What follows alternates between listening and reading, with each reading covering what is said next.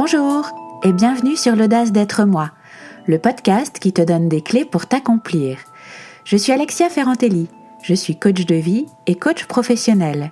Je partage avec toi des concepts pour élargir ta réflexion, des outils pour transformer concrètement ta vie, pour devenir la personne que tu as envie d'être, retrouver du sens, de la légèreté, de la liberté, de la joie de vivre au quotidien et offrir le meilleur de toi aux autres. Le podcast est disponible sur toutes les plateformes. Pense à t'abonner pour ne rien rater. Tu écoutes l'épisode 43. Cet épisode vient conclure une petite série de 3 épisodes sur les jeux psychologiques. Si tu ne l'as pas encore fait, je te recommande d'écouter d'abord les épisodes 41, À quoi tu joues, et 42, Sortir des jeux psychologiques. Dans ces 2 épisodes, je te décris ce qu'est un jeu psychologique. Je te décris les 3 rôles des jeux psychologiques, victime, persécuteur et sauveur. Je te dis quels sont les effets négatifs, pourquoi on y joue, et je te donne 7 clés pour en sortir. Dans l'épisode d'aujourd'hui, je vais te donner une 8e clé. Cette clé, c'est la description des jeux psychologiques les plus fréquemment joués. En effet, dans notre vie, on a souvent tendance à rejouer sans cesse au même jeu psychologique. Tu sais, c'est comme dans ces anciennes séries où les circonstances changent, mais où finalement, le scénario et les ressorts narratifs sont rigoureusement identiques dans chaque épisode. Et bien avec les jeux psychologiques, c'est pareil. On a tendance à jouer sans cesse au même jeu.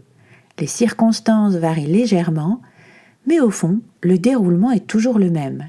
Les ressorts psychologiques, les émotions qu'on ressent, les conclusions qu'on en tire sont identiques. C'est comme un disque rayé.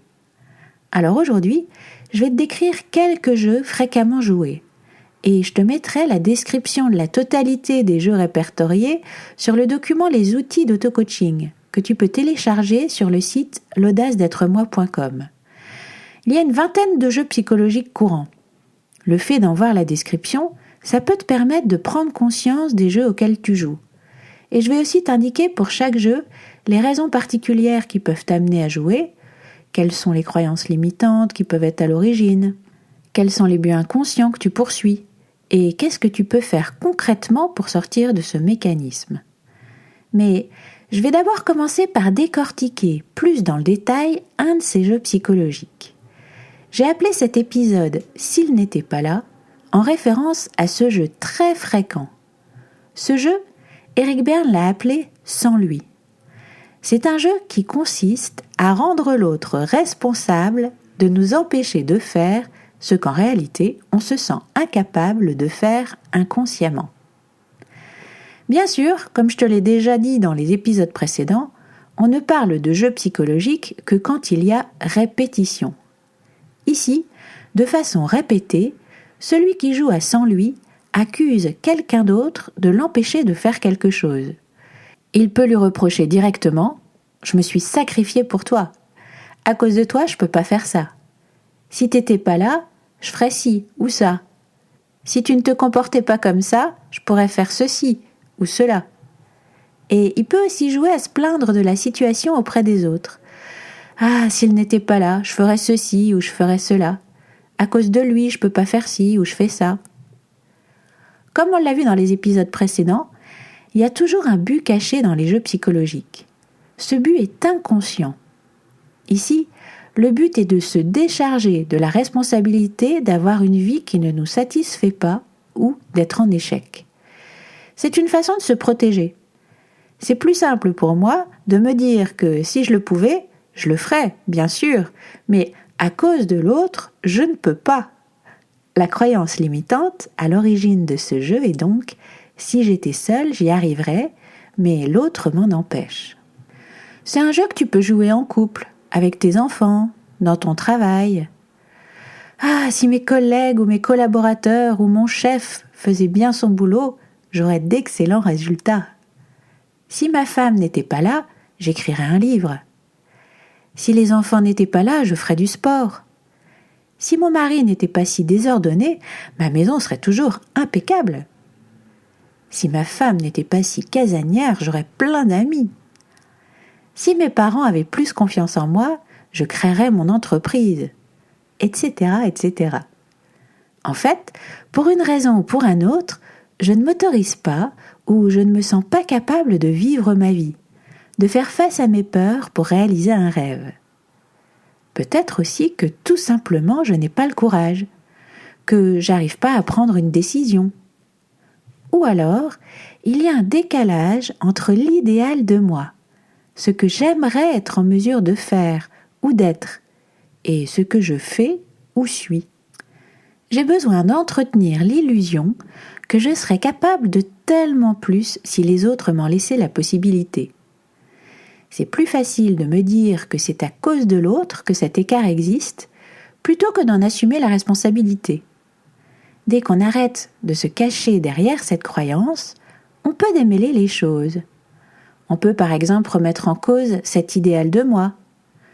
Qu'est-ce qui fait que je rêve de faire ça, ou d'être cette personne ? Est-ce que c'est un vrai désir venu du plus profond de moi, ou est-ce que c'est mon ego qui me dit que pour être quelqu'un de bien, je devrais faire ça, et que si je ne le fais pas, c'est que je suis nulle ?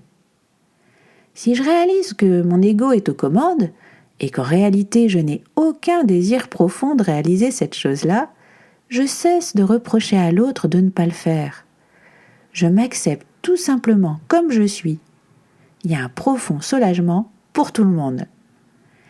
Si à l'inverse, je considère que c'est un vrai désir profond, au lieu de me protéger en accusant quelqu'un de m'empêcher de réaliser ce désir, je peux voir quelles sont les peurs, les croyances limitantes, les interdits internes qui m'empêchent de le réaliser. Je peux voir quelles sont concrètement les choses que je peux faire, les compétences que je dois acquérir pour avancer. Ou je peux décider en conscience que ce désir existe en moi, mais que dans l'ordre de mes priorités, je n'y réponds pas. En tout cas, pas pour le moment, car un autre désir prend la priorité pour l'instant. Et quel que soit mon choix, je l'assume à 100%. Je ne le reproche à personne. Si en m'entendant décrire ce jeu, tu viens de prendre conscience que tu y joues, ça peut être révolutionnaire pour toi. Ce que je t'invite à faire, c'est à poser les choses par écrit. Tu peux le faire sous la forme d'un modèle de Brooke Castillo. Je te décris ce modèle dans les épisodes 7 et 8. N'hésite pas à les écouter si tu ne l'as pas encore fait. Dans le jeu psychologique sans toi, le modèle pourrait se décomposer comme ça. Ma pensée est « si j'étais seule, je ferais ceci et cela. Mais l'autre, mes enfants, ma femme, mon mari, mon patron, m'en empêchent. » Ce qui génère des émotions de rancœur et d'impuissance. Ce qui entraîne le fait que je fais des reproches à l'autre et le fait que je ne fasse rien concrètement pour mettre en œuvre ce que je désire. Le résultat dans ma vie est que je ne réalise pas ce que je désire, ce qui vient renforcer ma croyance initiale, à cause de lui, je ne peux pas faire ceci.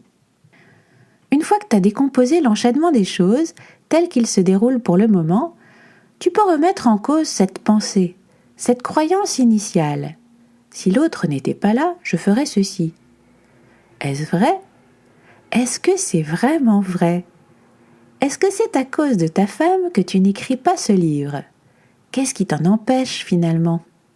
Et tu écris tout ce qui te vient à l'esprit. Tu le regardes en face. Je n'ai pas le courage.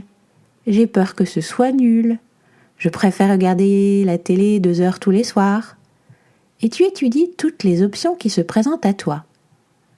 Pour prendre un autre exemple, si tu penses que tu ne peux pas faire de sport à cause de tes enfants, une option pourrait être « je mets les enfants à l'étude 1 fois par semaine ». Une fois que tu as posé cette option, tu fais un choix conscient, totalement assumé. C'est-à-dire, tu fais le choix de mettre tes enfants à l'étude pour faire du sport ou tu fais le choix de ne pas le faire. Si tu choisis de faire du sport, tu vas peut-être réaliser que ce ne sont pas tes enfants qui t'en empêchent, mais que pour ça, tu dois dépasser une croyance du style « les besoins des autres sont plus importants que les miens ». Tu peux tout aussi bien choisir de ne pas faire de sport, parce que tu réalises qu'en fait, tu n'en as pas du tout envie pour le moment.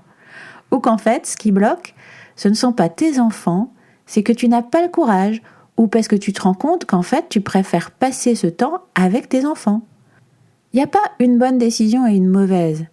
L'important est que ce soit ta décision, que tu te l'appropries pleinement. C'est totalement différent en termes d'énergie de te dire « Ah, j'aimerais tellement faire du sport, mais voilà, avec les enfants c'est impossible, je me sacrifie pour eux. » Ce genre de discours est très culpabilisant pour les autres et risque de te faire ressentir de l'amertume, de la rancœur, voire de la colère vis-à-vis de tes enfants ou de ton mari qui s'autorise à faire du sport.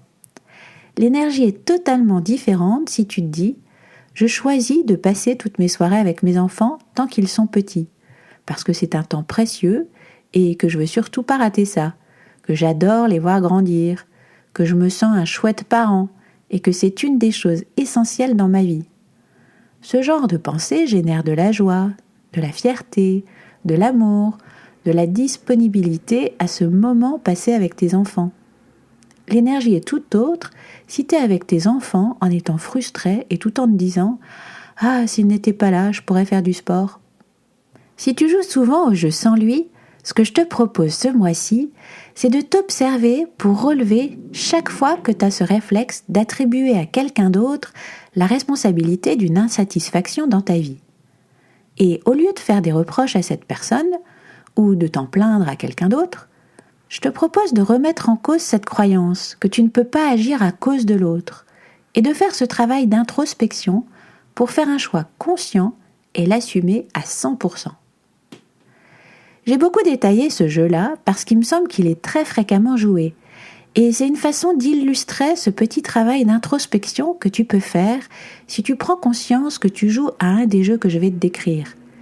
C'est vraiment une occasion formidable de mieux te connaître, de te libérer de quelque chose, d'assumer plus pleinement la responsabilité de ta vie, de retrouver ta puissance pour agir concrètement sur ta vie.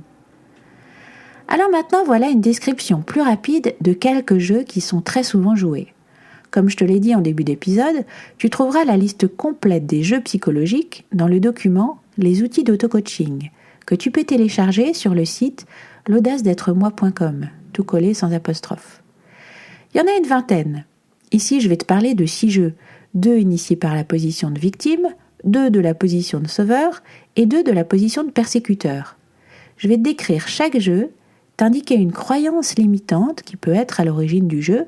C'est une proposition parce qu'en fait, ça peut être une croyance un peu différente pour toi. Je vais aussi te dire quel peut être le but inconscient de ce jeu-là et te proposer une façon de sortir de ce jeu, notamment en te proposant un challenge d'1 mois. Le jeu sans lui, qu'on vient de voir, est initié de la position de la victime, puisque, comme on l'a vu, c'est une façon inconsciente de ne pas prendre la responsabilité de ta vie. Voici 2 autres jeux initiés à partir de la position de la victime. Le jeu « C'est affreux » consiste à se plaindre d'une situation. La croyance derrière ce jeu, c'est « tout va mal et on n'y peut rien ». Le but inconscient est d'apitoyer l'autre, d'attirer la sympathie et finalement de ne rien faire. Si tu veux éviter de jouer à ce jeu, tu peux vérifier si tu ne peux pas susciter la sympathie des autres sans te plaindre. Tu peux porter ton attention sur tout ce qui va bien dans ta vie. Tu peux vérifier quel premier petit pas tu peux faire pour résoudre ce qui ne te convient pas. Tu pourrais tenter un challenge du style « 1 mois sans me plaindre et sans râler ». 1 mois pour regarder tout ce qui va bien dans ma vie et en parler. 1 mois pour agir à mon niveau par de tout petits pas pour résoudre ce qui ne me convient pas.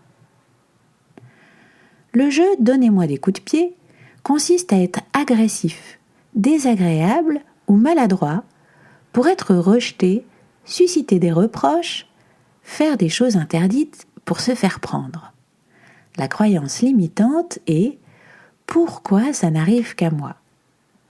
Le but inconscient est de ressentir de l'excitation, puis de la tristesse, de se confirmer que les autres nous rejettent et que c'est bien mérité. Au fond, un signe de reconnaissance négatif vaut mieux que pas de signe du tout. Pour éviter de jouer à ça, cultive l'amour de toi, pour moins dépendre du regard des autres. Vois toutes tes réussites. Porte ton attention sur toutes les occasions où les autres te disent des choses positives pour développer ta capacité à te nourrir des signes de reconnaissance positifs et remettre en cause cette croyance que tu ne mérites que le rejet. Ton challenge pourrait être 1 mois sans me dénigrer moi-même. 1 mois pour porter mon attention sur toutes les choses positives que les autres disent de moi, pour m'en réjouir pleinement et pour considérer que si les autres le disent, c'est que c'est vrai.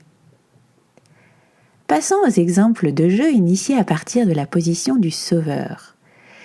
Il y a le jeu de l'arbitre, qu'on peut aussi appeler tribunal.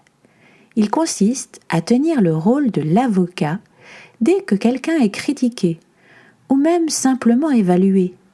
Ça consiste à ne pas supporter que quelqu'un accepte un reproche. La croyance limitante ici peut être « heureusement que je suis là pour défendre les autres ». Le but inconscient, c'est la satisfaction de défendre la veuve et l'orphelin, de se comporter en Superman ou Superwoman. Il est très fréquent que ce jeu-là se joue en famille, par exemple. Il y a 3 personnages. L'un des parents joue le sauveur qui va au secours de son enfant, qu'il considère comme victime des remarques de l'autre parent ou d'un autre enfant, qu'il considère du coup comme persécuteur. On peut tourner pas mal dans ce jeu-là en famille, dans une insatisfaction générale. Pour éviter de jouer au sauveur dans ce jeu-là, je t'invite à considérer qu'un feedback, y compris négatif, peut être constructif, que les conflits ne sont pas à éviter à tout prix, que nier les difficultés n'est pas une solution, et qu'en cherchant à sauver quelqu'un qui n'a rien demandé, tu le prives de la possibilité de s'exprimer par lui-même. Tu ne fais que le conforter dans sa position de victime, d'autant que tu n'es pas dans sa tête, et tu ne sais pas du tout comment il reçoit ce que l'autre dit. Et puis bien sûr, c'est très agaçant pour l'autre que tu accuses implicitement d'être persécuteur. Fais confiance aux autres. Ton challenge du mois pourrait être 1 mois pour tourner 7 fois ma langue dans ma bouche et ne pas intervenir dans les interactions des autres. 1 mois pour me mêler de mes affaires. Le jeu au four et au moulin consiste à en faire trop. Travailler le soir, le week-end, tout prendre en charge à la maison, multiplier les activités. La croyance limitante peut être « tout le monde a besoin de moi, je suis indispensable ». Le bénéfice inconscient est justement de se sentir indispensable et aussi d'éviter de s'occuper de ses propres besoins, de ressentir ses émotions, de faire face à ses propres problèmes. Si tu joues à ça, prends conscience que tout le monde, toi y compris, a besoin de repos. Intègre dans ton emploi du temps des moments où tu ne fais rien. Fais le tri entre l'essentiel, l'urgent, ce qui peut attendre et ce qui est inutile. Ton challenge pourrait être 1 mois pour intégrer dans ma vie des moments libres de toute contrainte. 1 mois pour faire l'expérience du vide et voir en quoi il peut être fécond. Et pour finir, voici 2 jeux initiés par le persécuteur. Le jeu La Scène consiste à déclencher un drame, laisser monter sa colère pour éviter de régler le problème. La croyance peut être « si je crie suffisamment fort, le problème va disparaître ». Le bénéfice inconscient est de fuir ses responsabilités, d'être actif en surface, mais de rester passif sur le fond, de libérer sa frustration par la colère. Ici, je t'invite à considérer que tu peux communiquer autrement que par la colère. Tu peux regarder calmement les faits et chercher rationnellement des solutions. Pour ça, tu peux, si tu le souhaites, écouter l'épisode 33, Tempête émotionnelle. Tu peux engager une discussion avec l'autre pour que vous soyez tous les deux ensemble à essayer de résoudre le problème. Ton challenge pourrait être 1 mois pour poser les problèmes calmement et considérer l'autre comme mon égal et mon allié pour résoudre la situation. Le jeu Les défauts des autres consiste à dire du mal de ses collègues, de ses collaborateurs, de son chef, de ses élèves, de ses profs, de ses clients. La croyance peut être « je dois être supérieur aux autres pour être en sécurité. Si je suis meilleur, personne ne pourra me critiquer. » Le but inconscient est d'être rassuré sur soi-même en masquant ses propres faiblesses et en listant celles des autres. Si tu joues à ça, tu peux t'exercer à porter ton attention sur ce qui marche bien, à voir où est ta propre zone de responsabilité et ce que tu peux faire toi, à accepter que tous les êtres humains, toi comme les autres, sont parfaitement imparfaits et que c'est très bien comme ça. Ton challenge pourrait être 1 mois sans critiquer qui que ce soit, 1 mois pour souligner toutes les qualités des autres. Et voilà, je m'arrête ici parce que les jeux psychologiques sont nombreux et cet épisode est déjà suffisamment long.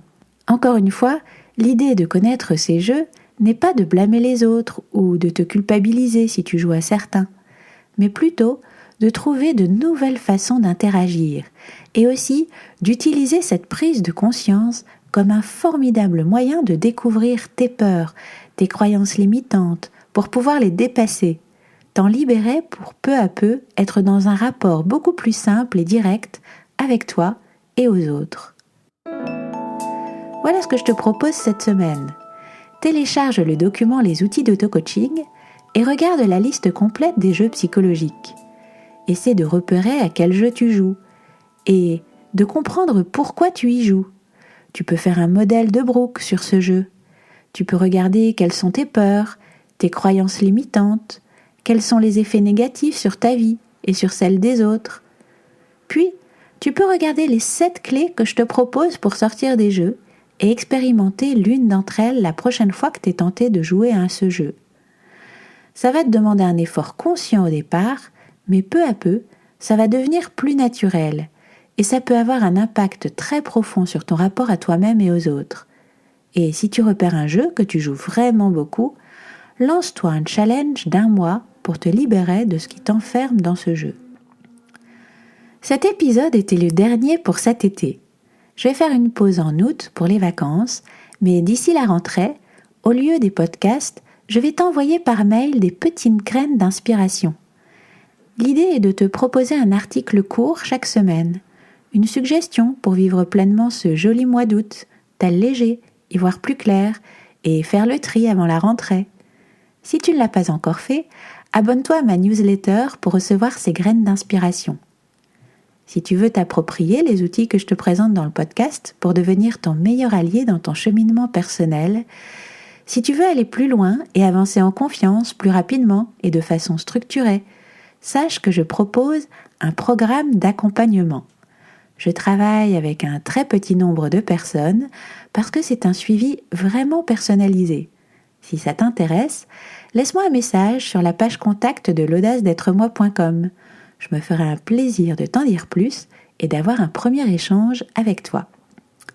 Je te laisse avec cette citation d'Eric Hoffer. On fait aux autres exactement ce que l'on fait à soi-même. On hait les autres quand on se hait soi-même.